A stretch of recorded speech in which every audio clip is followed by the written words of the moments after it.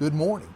This is the day the Lord has made. We will rejoice and be glad in it. That's Psalm 118:24. Today is Monday, February 22nd. This short passage has two verses that are often repeated but maybe not understood.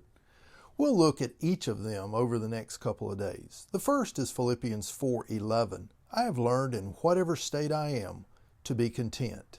The second is Philippians 4:13. I can do all things through Christ who strengthens me. There's a saying about studying the Bible. A text without context ends up with a pretext.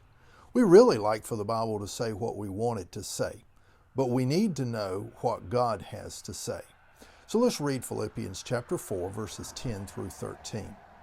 But I rejoiced in the Lord greatly, that now at last your care for me has flourished again, though you surely did care, but you lacked opportunity. This is the Apostle Paul speaking.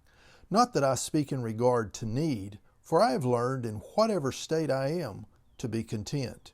I know how to be abased, and I know how to abound.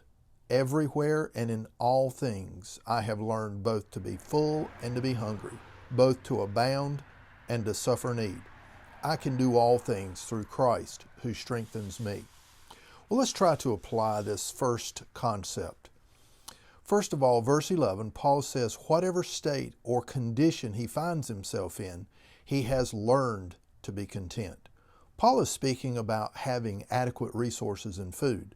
Many times we sacrifice our families to chase the next dollar, the next vacation, or the next party for our kids that's better than our friend's party for their kids. And that's not contentment. Secondly, contentment is by the grace and mercy of God, but it's also learned. We must experience deprivation to learn about deprivation. It's not a vicarious skill. Thirdly, I believe we can also make application to our social and emotional states. Anxiety and depression often develop from our longings found in the questions, I wish and what if? God provides what we need to be content in Jesus and Jesus alone.